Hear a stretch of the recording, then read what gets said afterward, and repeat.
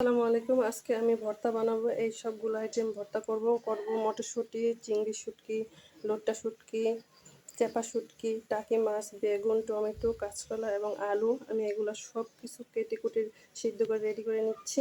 এবং আমি ভর্তার জন্য এখানে নিয়েছি শুকনো মরিচ, কাঁচামরিচ, পেঁয়াজ, রসুন, এগুলোও আমি কেটে একদম রেডি করে নিই। এর সঙ্গে আমি রান্না করে খিচুড়ি, তার সঙ্গে ভর্তার সাথে আমি বেগুন ভাজা করবো। তো বেগুনটা এক পিঠ হয়ে গেছে, উল্টে দিলাম। তো বেগুন ভাজাটা হয়ে গেছে, এখন আমি উঠে ফেলবো। আমি চিংড়ি শুটকিটা একটু টাইলা নিচ্ছি, শুকনা মরিচটাকে টেনে নেব। আমি লোটটা শুটকিটা ভাজে নেব। আমি এই যে টমেটোটা তেলে নিচ্ছি। আমার পেঁয়াজ রসুনগুলো কাটা শেষ, কি মাছটাও কেটে নেবো। টাকি মাছের ভর্তা বানাবো। কাঁচা মরিচটা টেনে রসুনটাকে আমি টাইলা নেব।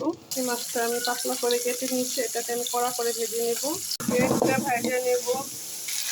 চেপাটাকে তেলে নেব, ভালো করে তেল দিয়ে ভাজা নেব। চেপাটা ওই মটরশুঁটিটাকে তেল দিয়ে ভাজা নেব।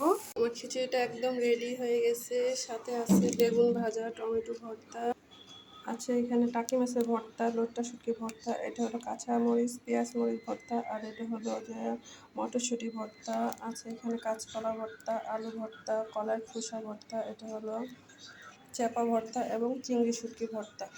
দেখছেন খিচুড়ির সঙ্গে ভর্তার আইটেমগুলো কেমন হয়েছে অবশ্যই সবাই কমেন্ট করে জানাবেন। আসসালামু আলাইকুম।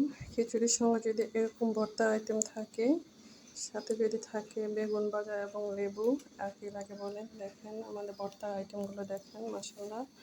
আপনারা সবাই ট্রাই করবেন এরকম ভর্তা খিচুড়ি খাওয়ার।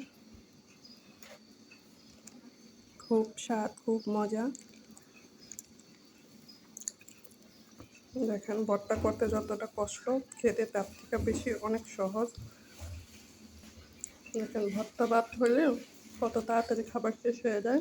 দেখেন আমার খাবারটা একদম তাড়াতাড়ি শেষ। আলহামদুলিল্লাহ, খুব তৃপ্তি করে খেলাম। আলহামদুলিল্লাহ।